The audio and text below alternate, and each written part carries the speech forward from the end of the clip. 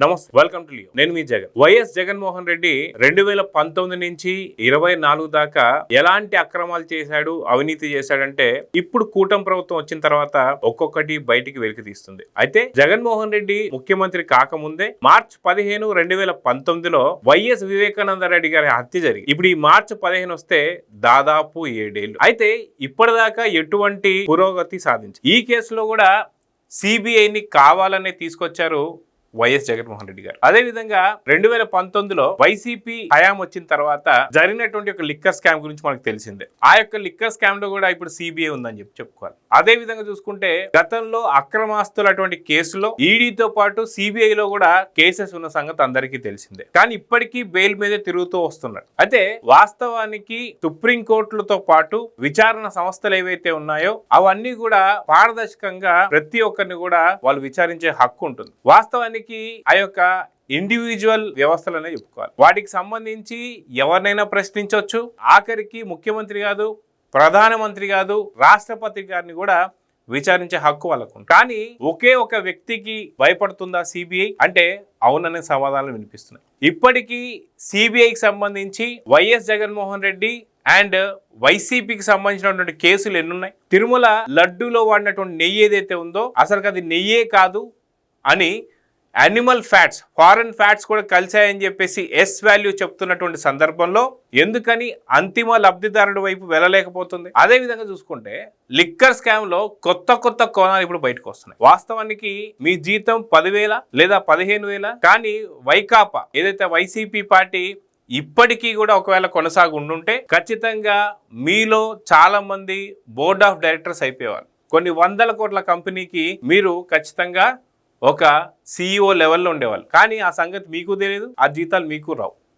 ఇదేందనుకుంటున్నారా? కుబేరా అనే సినిమాను మనం చూసాం కదా. వాస్తవానికి శేఖర్ కమల గారు గతంలో ఈ స్టోరీని ముందే తెలిసి తీసారా లేదా ఏంటో తెలియదు, కానీ రెండు ఒకటేసారి అటు పక్క స్కామ్ జరుగుతుంది, ఇటు పక్క సినిమా కూడా రిలీజ్ అయిపోయింది. ఇప్పుడు కొత్తగా వెలుగులోకి వచ్చినటువంటి ఒక పాయింట్స్ ఏంటంటే ఒక కిరాణా కొట్టు వ్యాపారి కావచ్చు, ఒక ఎలక్ట్రిక్ షాప్లో పనిచేసేటువంటి ఒక వ్యక్తి కావచ్చు, ఒక కూరగాయలు అమ్ముకునే వాడు కావచ్చు, అదేవిధంగా ఇలాంటి 10-15 వేలకు చేసుకునేటువంటి వాళ్ళు ఎవరైతే ఉన్నారో వాళ్ళని బోర్డ్ ఆఫ్ డైరెక్టర్స్గా పెట్టి ఆ కంపెనీలు కావచ్చు ఇవన్నీ కూడా నడిపించారని చెప్పి దాదాపు కొన్ని వందల కోట్ల వ్యాపారం జరిగిందని చెప్పి ఆ వ్యాపారం జరిగిన సంగతి వాళ్ళకు కూడా తెలియదు. అంటే ఇక్కడ కొన్ని రకాలైనటువంటి అనుమానాలు వస్తాయి. వాలంటరీ సిస్టమ్ పెట్టి జగన్మోహన్ రెడ్డి వ్యక్తుల వ్యక్తిగత స్వేచ్ఛని కంప్లీట్ గా హరించి వాళ్ళకు సంబంధించిన ఆధార్ కార్డులు కావచ్చు, పాన్ కార్డులు కావచ్చు, మరి ఇంకేదైనా కావచ్చు అవి తీసుకొచ్చేసి ఇలాంటి వాటికి వాడారని చెప్పేసి చాలా స్పష్టంగా అర్థమవుతుంది. అయితే సిబిఐ ఏం చేస్తుంది అని చెప్పేసి గతంలో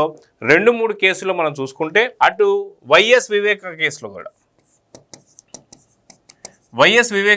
కూడా మీరు స్పష్టమైనటువంటి ఒక ఆదేశాలు ఇవ్వండి, ఎందుకని మీరు స్పష్టంగా చెప్పలేకపోతున్నారని చెప్పేసి వివేకానంద రెడ్డి గారి కేసులో దాదాపు 7 ఏళ్ళు అవుతున్నా సరే ఎందుకు ఇంకా మౌనం పాటిస్తున్నారు? సిబిఐ ఏం మాట్లాడుతుంది? లేదు, సుప్రీంకోర్టు ఆదేశాలు ఇస్తే తదుపరి విచారణ మేము చేస్తూ ఉంటుంది. ట్రయల్ కోర్టు ఏమో ఓన్లీ అర్జున్ రెడ్డి వరకే మీరు విచారణ చేయండి, అంతకన్నా మించి వెళ్ళొద్దని చెప్పేసి వాళ్ళ ఆదేశాలు ఇస్తున్నారు. కానీ సునీత గారు దాదాపు 23 ప్రశ్నలు వేస్తే ఈ 23 ప్రశ్నలకి కాకుండా మిగతా ఏదో సమాధానం చెప్తారు.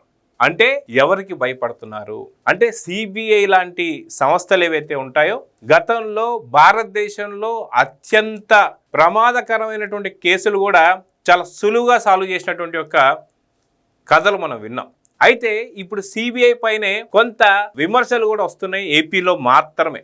వాస్తవాన్ని మనం చూసుకుంటే మిగతా రాష్ట్రాలకు సంబంధించినటువంటి కేసుల్లో ఢిల్లీ లిక్కర్ స్కామ్ లాంటి కేసుల్లో కూడా ఓన్లీ 150 కోట్లకు సంబంధించినటువంటి ఒక పాలసీని మార్చారన్న దానికి ఢిల్లీ ముఖ్యమంత్రి కేజ్రీవాల్ గారు కావచ్చు, ఢిల్లీ ఉప ముఖ్యమంత్రి సిసోడియా గారు కావచ్చు, అప్పటి తెలంగాణ ముఖ్యమంత్రికి సంబంధించినటువంటి కూతురు కల్వకుంట్ల కవిత గారిని కావచ్చు, ఇలాంటి పెద్ద దిగ్గజాలందరినీ కూడా అరెస్ట్ చేసిన సంగతి అందరికీ తెలిసిందే. కానీ వాస్తవానికి ఇక్కడ జగన్మోహన్ రెడ్డి గారికి సంబంధించి జగన్మోహన్ రెడ్డి గారి కుటుంబ సభ్యులు ఎవరైతే ఉంటారో వారికి సంబంధించి ఖచ్చితంగా సిబిఐ ఎందుకని వెనకడుగు వేస్తుందని చెప్పి ఇప్పుడు ఏపీలో ప్రజలందరూ కూడా అడుగుతున్నారు. వాస్తవానికి సిబిఐ విచారణ చేసి తుది రిపోర్ట్ ఇవ్వాల్సినటువంటి పరిస్థితుల్లో కనీసం ఒక అడుగు ముందు కూడా ఎందుకు వేయలేకపోతుంది, ఎందుకు భయపడుతుందని చెప్పేసి అయితే చాలా విమర్శలు వస్తున్నాయి.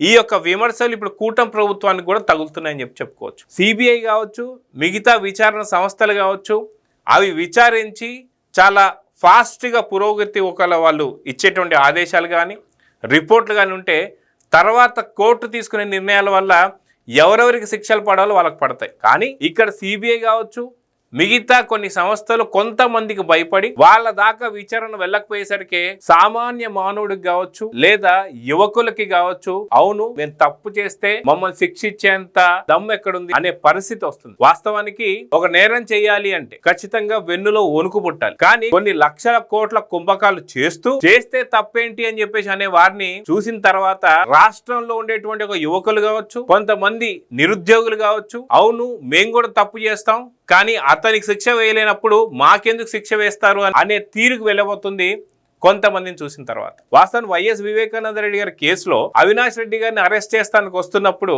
అవినాష్ రెడ్డి గారి తల్లిని తీసుకొచ్చేసి కర్నూలు ఒక హాస్పిటల్లో పెట్టి ఆవిడికి హెల్త్ బాగాలేదని చెప్పి, హార్ట్ ప్రాబ్లం అని చెప్పి 3 రోజులు హాస్పిటల్ నుంచి కిందకి దిగకుండా సిబిఐ అరెస్ట్ చేస్తానికి వచ్చినప్పుడు కూడా అక్కడ ఉన్నటువంటి ఒక ఎస్పీ ఎవరైతే ఆయన కూడా సపోర్ట్ చేయకుండా లా అండ్ ఆర్డర్ సమస్యలు వస్తే నాకు సంబంధం లేదని చెప్పి చేతులు ఎత్తేయడం కావచ్చు. 3 రోజుల పాటు సిబిఐ ఒక వ్యక్తిని అరెస్ట్ చేయలేదు. అది కాక అతను ఒక ముఖ్యమంత్రి కాదు, గతంలో ముఖ్యమంత్రిని అరెస్ట్ చేశారు మీరు. ఉప ముఖ్యమంత్రి కాదు, గతంలో మీరు ఉప ముఖ్యమంత్రిని అరెస్ట్ చేశారు. చాలా పెద్ద పెద్ద తలకాయలు మీరు అరెస్ట్ చేశారు. కానీ ఆఫ్టర్ ఆల్ ఒక ఎంపీని అరెస్ట్ చేయలేకపోయారు అంటే సిబిఐకి ఎంత తలవంపులది. ఇప్పుడు చూస్తే లిక్కర్ స్కామ్ సంబంధించి కూడా ఎంతో పెద్ద ఎత్తున విమర్శలు వస్తున్నా సరే ఎందుకని మౌనం పాటిస్తున్నారు? ఇప్పుడు సిబిఐ కూడా ముడుపులు తీసుకుంటుందా అని చెప్పేసి ఏపీలో ప్రజలు మాత్రం చర్చించుకుంటూ ఉంటున్నారు. ఎందుకని సునీత గారికి 7 ఏళ్ళైనా ఇంకా సరైనటువంటి యొక్క న్యాయం జరగలేదని చెప్పేసి అడుగుతున్నారు. ఎందుకని సుప్రీంకోర్టు ఆదేశాలు ఇస్తేనే మేము విచారణ చేస్తాం వైఎస్ వివేకానంద రెడ్డి కేసులో అని చెప్పేసి అడుగుతున్నారు. ఏం జరుగుతుందని చెప్పి అడుగుతున్నారు. వాస్తవానికి లిక్కర్ స్కామ్ లో ఎవరైతే అల్పులు ఎవరైతే ఉంటారో పాపం వాళ్ళకి ఏమీ తెలియనటువంటి వ్యక్తులు, అమాయకులు, వాళ్ళని తీసుకొచ్చి లిక్కర్ స్కామ్ లో ఇరికించినటువంటి ప్రయత్నం చేసినారు. ఎవరి హయాంలో జరిగింది అంటే అందరికీ తెలిసిందే. ఎవరు దీనికి కర్త కర్మక్రియ అంటే రాజకాశ్ రెడ్డి అని చెప్పి విజయసాయి రెడ్డి చెప్పాడు. వాస్తవానికి ఇదంతా జరుగుతున్నా సరే జగన్మోహన్ రెడ్డికి తెలియకుండా జరిగి ఉండొచ్చేమో అని చెప్పి ఇంకా కాపాడే ప్రయత్నాలు విజయసాయి రెడ్డి చేస్తున్నా అంతిమ లబ్ధిదారుడు రోజుకి దాదాపు నెలకి ఒక 60 నుంచి 70 కోట్లు అంతిమ లబ్ధిదారుడి దగ్గరకు వెళ్తాయని చెప్పి చెప్తున్నా ఏపీలో 3వ తరగతి 4వ తరగతి 5వ తరగతి అడిగినా సరే వైఎస్ వివేకానంద రెడ్డి గారి కేసు గురించి చెప్పమంటే చెప్పేస్తారు. వాస్తవానికి వ్యవస్థలపైన నమ్మకం కోల్పోతున్నటువంటి పరిస్థితులు మనం కల్పిస్తున్నాం. సిబిఐ లాంటి పెద్ద పెద్ద విచారణ సంస్థలు ఓన్లీ ఒక 2-3 వ్యక్తులకు భయపడి వాళ్లకు ఉన్నటువంటి ఒక పేరుని దిగజార్చుకుంటున్నారని చెప్పేసి అయితే చాలా మంది వ్యాఖ్యానం చేస్తున్నారు. అయితే గతంలో నిజంగానే ముఖ్యమంత్రి పదవిలో ఆయన ఉన్నారు కాబట్టి ఆయన్ని విచారించలేము అనేటువంటి ఒక సందర్భం ఉందేమో ఓకే. కానీ ఇప్పుడు దాదాపు 19 నెలలు కావస్తున్నా ఇంకా ఎందుకని జగన్మోహన్ రెడ్డి కావచ్చు, అవినాష్ రెడ్డి అరెస్ట్ కావచ్చు ఎందుకు చేయలేకపోతున్నాయి అంటున్నారు. వాస్తవానికి అవినాష్ రెడ్డి గారిని అరెస్ట్ చేశారట. కాతే ఆ అరెస్ట్ కూడా ఏమంటున్నారు, టెక్నికల్ అరెస్ట్ అట. అంటే 2 లక్షల రూపాయలు పూచీకత్తి కట్టించుకొని ఎవరితోనో అప్పటికప్పుడు అరెస్ట్ చేసి అప్పుడే విడుదల చేశారట. ఎక్కడ ఏ పోలీస్ స్టేషన్ లో కూర్చోబెట్టారో కూడా తెలియదు, ఎప్పుడు టెక్నికల్ గా అరెస్ట్ చేశారో కూడా తెలియదు. అంటే అరెస్ట్ కూడా చేయలేనటువంటి ఒక పరిస్థితుల్లో, అవినాష్ రెడ్డి గారిని అరెస్ట్ చేయలేనటువంటి ఒక పరిస్థితుల్లో సిబిఐ ఉంది అంటే ఎందుకని ఏపీలో మాత్రం ఇలా జరుగుతుంది? పక్క రాష్ట్రాలలో ఖచ్చితంగా వీళ్ళు ఏదైతే అనుకుంటున్నారో అటు ముఖ్యమంత్రిని కావచ్చు, ఉప ముఖ్యమంత్రిని కావచ్చు, చాలా పెద్ద పెద్ద డాన్స్ ని కావచ్చు అందరిని కూడా అరెస్ట్ చేసినటువంటి పరిస్థితి సిబిఐకి ఉంటే ఎందుకని ఓన్లీ వై నాట్ ఏపీ అని అడుగుతున్నారు. సిబిఐ వై నాట్ ఏపీలో పని చేయలేకపోతుందని చెప్పి అడుగుతున్నారు. అటు లిక్కర్ స్కామ్ కావచ్చు, అటు వైఎస్ వివేకానంద రెడ్డి గారి హత్య కేసు కావచ్చు, ఇప్పుడు కల్తీ నెయ్యికి సంబంధించి కావచ్చు. కల్తీ నెయ్యి విషయంలో కూడా చూసుకుంటే సిబిఐకి సంబంధించి వాస్తవానికి వాళ్ళు తీయాలనుకుంటే ఎన్నో రకాలైన డాక్యుమెంట్స్ బయట తీయొచ్చు. వైవి సుబ్బారెడ్డి గారి పిఏ చిన్నప్పన్న సంగతి చిన్న పిల్లొన్ననే చెప్తారు. అయితే ఒకానొక నెలలో వైవి సుబ్బారెడ్డి గారు ఇచ్చిన టికెట్లు, సుపర్తం టికెట్లు ఏవైతే ఉన్నాయో 500. అదే విధంగా ఆ నెలలో మనకి చిన్నప్పని చూసుకుంటే 4633 టికెట్లు ఓన్లీ చిన్నప్పని ఇప్పించాడు. వాస్తవానికి ఆ టైంలో కొంతమంది న్యాయవాదులు వెళ్ళారు, న్యాయ కోవిదులు వెళ్ళారు, వారందరికి కూడా తెలిసిందే. వాస్తవానికి చిన్నప్పన్న వాడుతున్నటువంటి అంటే ఏదైతే కల్తీనే విషయంలో ఆయన యూజ్ చేసినటువంటి ఒక నంబర్ కూడా ఏదైతే ఉందో 9542419999 ఈ నంబరు గతంలో వైవి సుబ్బారెడ్డిది. వైవి సుబ్బారెడ్డి దగ్గర నుంచి చిన్నప్పన్నకు వచ్చిన సంగతి ఎవరినంటే చెప్తారు. ఆ టైంలో వైఎస్ జగన్మోహన్ రెడ్డి గారే గతంలో చిన్నప్పని సిఫార్సు చేసినటువంటి ఒక లెటర్ ఐడి కూడా మనకు వచ్చింది జగన్మోహన్ రెడ్డి గారి సంతకంతో. దాని తర్వాత ఏదైతే వైవి సుబ్బారెడ్డి గారికి సంబంధించినటువంటి ఒక లెటర్ పైన ఈ ఫోన్ నంబర్ ఉంది. అంటే గతంలో వైవి సుబ్బారెడ్డి గారు యూజ్ చేశారు. తర్వాత చిన్నప్పన్న కల్తీనే విషయంలో అందరికీ బెదిరింపులు కావచ్చు, వీటన్నీ కూడా ఈ నంబర్ నుంచే చేశాడని సంగతి చాలా స్పష్టంగా బయటపెట్టారు. ఇంత బయటపెట్టిన తర్వాత కూడా వైవి సుబ్బారెడ్డికి ఎటువంటి సంబంధం లేదని చెప్పేసి సిబిఐ చెబుతుంది అంటే ఎలా చూడాలి? అంటే దీంట్లో ఓన్లీ అప్పుడున్నటువంటి ఉద్యోగులు మాత్రమే కారకులు, ఎవరైతే పాలకులు ఉన్నారో వాళ్ళకి సంబంధం లేదని చెప్పి మాట్లాడుతుందంటే సిబిఐ ఎవరికి భయపడుతుంది? ఉన్న 3-4 వ్యక్తులకే భయపడుతుంటే సిబిఐకి ఉన్నటువంటి ప్రతిష్ట ఏం కావాలి? వాస్తవానికి ఆంధ్రప్రదేశ్లో ఇప్పుడు అంతా కూడా ఇదే చర్చ. అటు చూసుకుంటే మనకి లిక్కర్ స్కామ్ కావచ్చు, అటు చూసుకుంటే మనకి కల్తీ నెయ్యి కావచ్చు, అటు చూసుకుంటే వైవి సుబ్బారెడ్డికి సంబంధించి కేసు కావచ్చు, ఇలా అన్ని కేసుల్లో కూడా సిబిఐ మాత్రమే నిందను మోయాల్సి వస్తుంది. వాస్తవానికి ఇప్పటికీ మీ ప్రతిష్టని కాపాడుకోవాలి అంటే సుప్రీంకోర్టుతో మొట్టికాయలు తినకూడదు అనుకుంటే ఖచ్చితంగా కూటమి ప్రభుత్వం వచ్చింది, వైసీపీ పోయింది కాబట్టి మీ వ్యవస్థకు ఉన్నటువంటి ఒక మంచి పేరుని దిగజార్చకుండా ఉండాలి అంటే సత్వరమే ఖచ్చితంగా అన్ని కేసుల్లో అటు లిక్కర్ స్కామ్ కావచ్చు, వైఎస్ వివేకానంద రెడ్డి గారి కేసు కావచ్చు, కల్తీనే కావచ్చు, పరకమణి కావచ్చు, ప్రతి దాంట్లో కూడా మీరు స్పష్టమైన ఆదేశాలు ఇవ్వాలని చెప్పేసి అయితే కోరుకుంటూ వస్తున్నారు. వాస్తవానికి మీరు ఆదేశాలు ఇస్తే కోర్టులు తన తీర్పు ఇస్తే తీర్పును తీసుకొని వాళ్ళని అరెస్ట్ చేస్తే అప్పుడు సిబిఐ పైన కావచ్చు, విచారణ సంస్థలు అన్నిటిపైన కొంత నమ్మకాన్ని అయితే తెచ్చుకునే అవకాశం మాత్రం ఉందని చెప్పి అయితే చెప్తున్నారు. అయితే వాస్తవానికి వ్యక్తులకి భయపడేది సిబిఐ కాదని ఇప్పటికీ కూడా కొంత నమ్ముతున్నారు.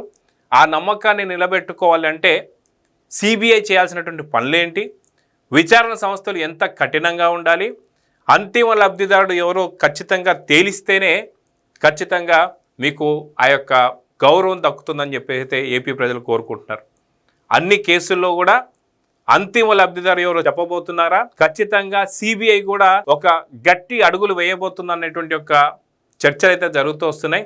ఖచ్చితంగా వ్యక్తులకి భయపడేది కాదు సిబిఐ అని చెప్పి తేల్చబోతున్న సంగతి అర్థమవుతుంది. సో చూద్దాం జరగబోతుందో. నమస్తే. Please subscribe to Leo news for more videos.